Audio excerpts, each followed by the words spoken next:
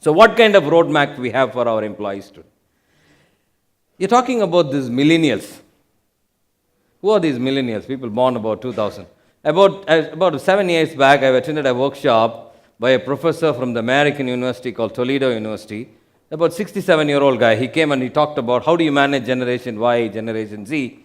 And he was asking in the audience, how many of you have got this teenage daughters and things of that sort? Few hands went up and they asked him, what do you find different in all these guys? So and the people started telling, we find this thing, we find that thing. The professor again started telling, do you notice something different from them? Like what? That they will be watching the television, they'll be writing the homework, they'll be texting the message, all they'll be doing simultaneously. Yes or no?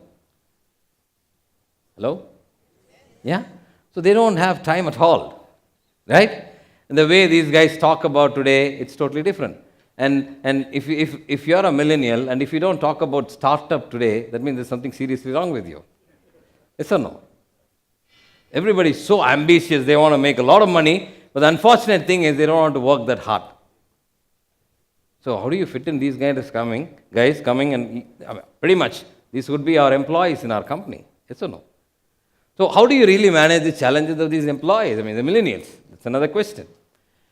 Now, the challenge for our organizations like SME, thank you very much for all these YouTube videos. If you go to any YouTube video to figure out how to attend an interview, you have n number of videos, n number of tips, and if you really go and face a candidate in front of you, and I'm sure all of us will ask this one single beautiful question, how do you see yourself 5 years down the line?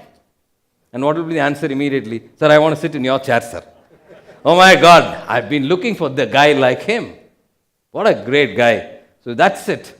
But after 2 months of paying salary, you realize, oh my God, I made a mistake. Yes or no? So what do you need to do? You definitely need to really figure out in terms of whether this particular guy's behavior will fit into the profile that you're looking at. Is there any psychometric fit? You can do all kind of psychometric assessments and things of that sort. We've done this about 10 years back. We realized, in interviews, they are brilliant. But beyond that, it's very difficult. So this is one challenge that I probably like to talk to you about. There are certain kind of DNA in every single organization. What kind of mechanism worked in your company? What kind of people will fit into your company? What kind of background that you're looking at? What kind of family background you're looking at? What kind of bringing up you're looking at? All these things you need to look at it. There's a tool called top grading. It tells that, it starts from what kind of schooling this guy had, what kind of parenting this guy go through, and it goes on to about hours together. You can just go through this book called Top Grading, and it'll tell you how to pick your A players. And what are the things that you need to do to really pick your A players. So be very clear about what kind of talent that you need to identify in order to bring it to the next thing. The second thing that we're talking about is a coaching, the kind of tools that you're trying to have in your organization. What kind of step-by-step guide that you need to prepare? What kind of a documentation that you can have?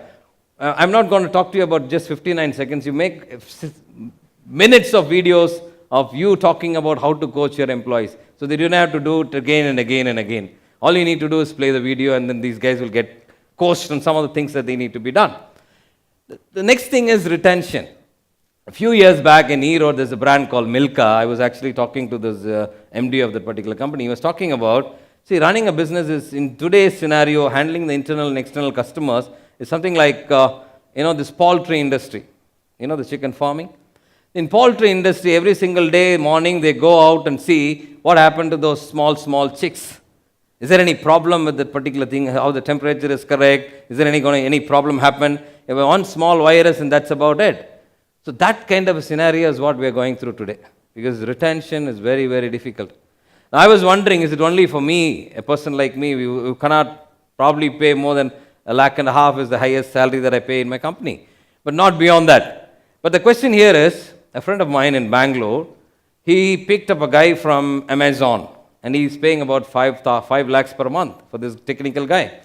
So he was telling me, Anna, one problem, because every Monday morning there's a huge challenge on my head. What is the challenge? As soon as I reach my office on Monday morning, I look at the cabin outside. If I see that particular person's face, I'm relieved. Why? Because he's reported to work. So it's a question not only for you and me, it's for every single person.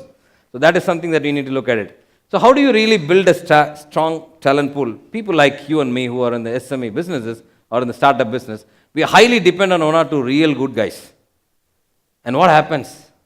For us, we are very comfortable. Okay, this guy is making money, he's doing his job, so we are in a comfort zone. Now the moment you hit that, that's a big danger, red flag for all of us. All you need to do is identify the guy who's next to him and start spending time with him. Start coaching him. So that's the way that you can build a talent pool in our organization.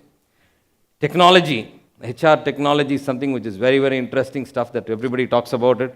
What are the technology can do? If the technology can filter with the help of algorithm in terms of what kind of skills that they're looking at, whether this hundreds of resumes are going to be there, whether you can select these kind of people, and so many things in terms of technology are in line today. But the question here is he the right kind of fit in your organization? That's something which you have to decide. You need to create a wonderful platform for that. Again, the HR processes, everything can be streamlined. You have a lot of people software, your payroll software, your assessment software, your performance management software, all these things can be really looking at it.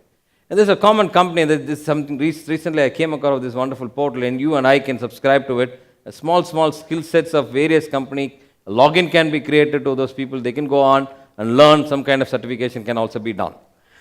In multiple process, you can have the technology platform. But what is the message that I actually wanted to really tell all of you is that the performance metric in small, medium companies, we go by the face value of these people, and we keep on encouraging them on something.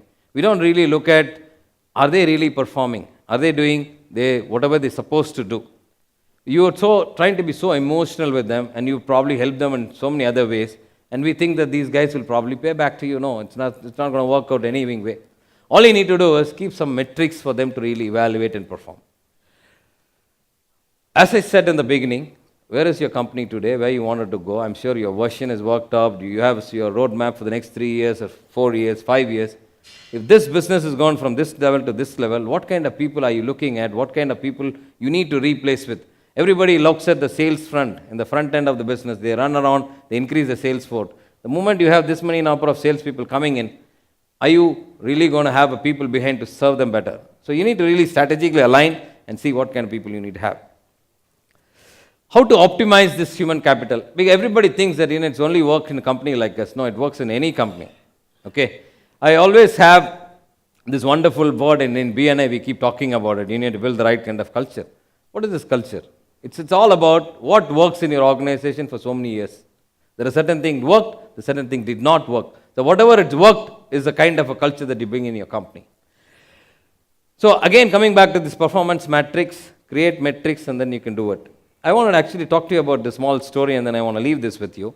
Everybody talks about this McDonald's and I mean it's a great tool that we can learn from all the people. Even you and I can probably pick some very good lessons from this organization. Now, if you go to any McDonald's, I'm sure most of us would have been there. Many times we go to McDonald's 3-4 times and you and I will not feel any difference in the way that these people are treating us. Yes or no? But I want to give you a very interesting fact that the attrition rate in McDonald's is 200% per year. Do you agree with me? Hello? That means 6 months, the counter staff people are changed and new set of guys are coming in. Whereas you and I will not feel any difference in the kind of the question they're asking you. Would you like to have fries with it and this and that? All kind of question. So the thing is, how do they do it? There's something called, in McDonald's, they have something called University of Burgerology. What is this University of Burgerology? It is their internal learning and development center. Every single guy who go through this organization have to go through about 6 weeks of training and everything is taught there. Okay? The moment they come out of it, they work. And what is the reason for this 200% of attrition? Because close to about 90% of the employee who work on the counters are all part-timers. They go to the college in the morning, come back in the evening. The moment they finish the degree, and that's it, they go back. Finally, I want to leave a message with whatever may be the disruption, whatever may be the technology. I'm sure you must have watched this movie called Up in the Air, where George Clooney plays a very important role. He goes, fires people left, right, and center in a very decent way. And the other girl, a young grad from the top B school, she comes and tells that you can do everything online. You go on a camera and fire people. It doesn't work that way. Later on, the message of the movie is that How much ever may be the technology, people is all about emotions and people is all about empathizing. And if you can touch them by heart, you can take them to wherever you want them to take. Thank you very much.